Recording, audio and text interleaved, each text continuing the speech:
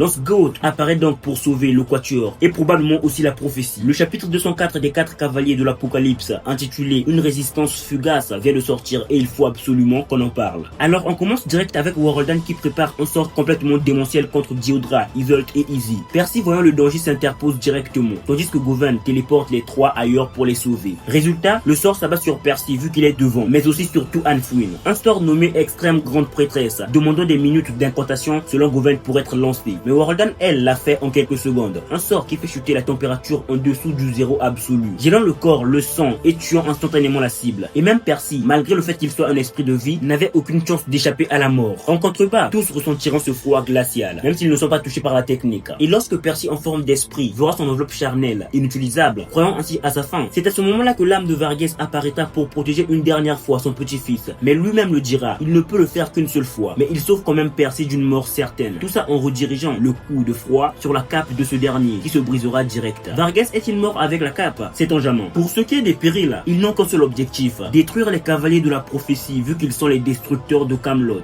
Et même sauvé, Percy a quand même reçu un contre-coup évident de cette attaque de Warholdan. Puis, c'est au tour de Pelgard de frapper avec une attaque monstrueuse. Tristan s'interpose direct, mais la puissance de l'impact est telle qu'il croit ses os brisés. Son armure, son épée, tout s'éclate et il est projeté au sol tout en détruisant au passage cette partie du dôme laissée intacte. Panique totale en bas. Govan tente de résister, mais Warholdan lui balance un rayon exterminateur lancé en quelques incantations seulement, à bout portant. KO net pour elle. Et comme si ça ne suffisait pas, lorsque Percy tentera de se soigner en voyant tout ce grabuge,